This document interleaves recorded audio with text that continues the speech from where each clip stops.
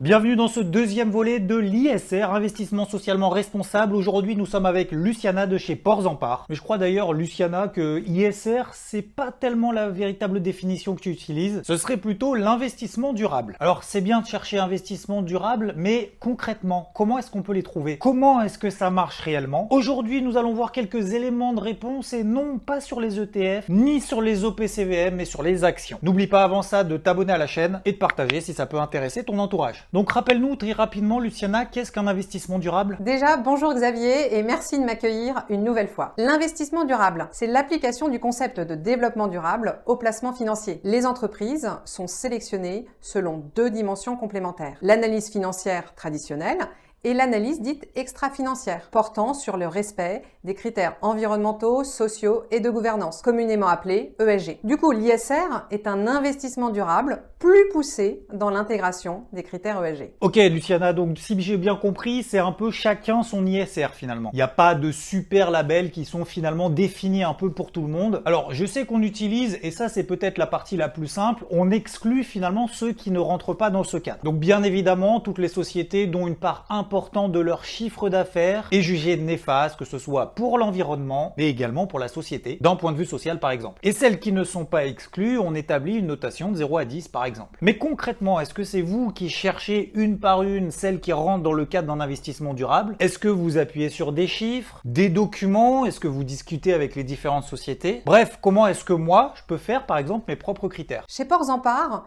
pour accompagner nos clients dans leurs investissements, nous nous appuyons sur cette notation trèfle réalisée par la société de gestion de BNP Paribas. Une équipe d'analystes ESG collecte des données provenant de fournisseurs externes comme Sustainalytics, Trucost et ISS sur les trois piliers.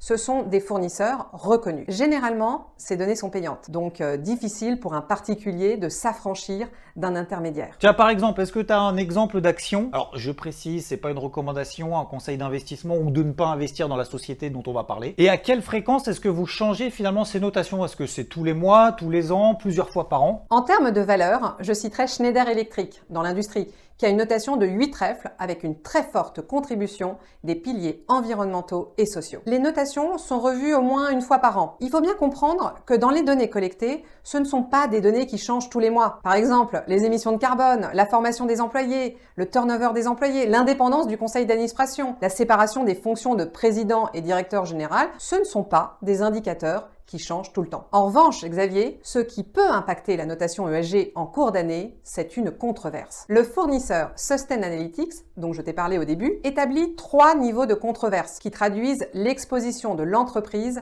à des accidents qui peuvent avoir un impact sur l'environnement ou la société civile. Donc faible, moyenne, élevée. Et clairement, c'est cette dernière catégorie qui peut modifier la notation ESG. Pour illustrer, on peut citer des groupes pharmaceutiques qui peuvent faire face à des controverses sur leurs médicaments. Le niveau de controverse va refléter l'existence de pratiques suspectes en matière de sécurité des produits, comme le nombre de personnes affectées, l'irréversibilité des effets indésirables constatés, la hauteur des sommes versées par l'entreprise sous la forme d'amendes ou lors de transactions à l'amiable. Alors c'est vrai Luciana, effectivement, il y a certaines sociétés qui peuvent faire face à des controverses, que ce soit au niveau du E pour environnement, du S pour social, et du G pour gouvernance, autrement dit ESG. Mais comment est-ce qu'on peut faire la différence entre justement ces controverses qui peuvent avoir un impact important et ceux qui ont un impact faible? Oui, il y a des mauvais dossiers. En premier, on peut citer les valeurs qui font partie des listes d'exclusion sectorielles et normatives. Ensuite, tu l'auras compris,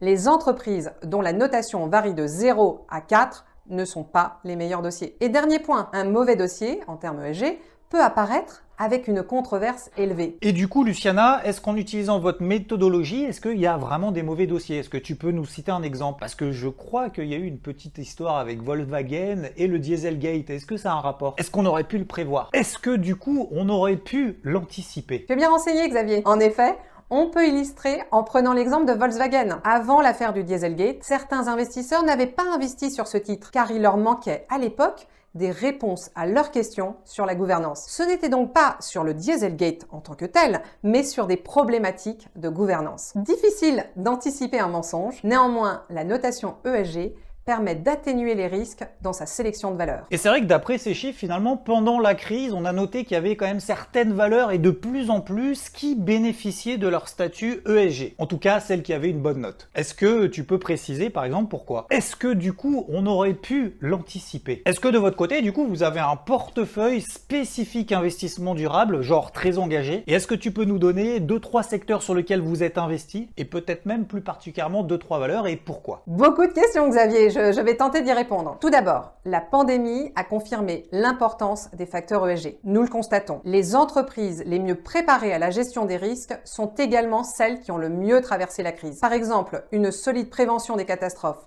la gestion de la chaîne d'approvisionnement, ou encore la planification de la continuité des activités ont été un point essentiel dans cette crise. Je constate que tu es encore bien renseigné. Depuis fin 2020, nous avons construit un portefeuille 100% investi en titres vifs actions. Il est le reflet des convictions actions de notre comité d'investissement.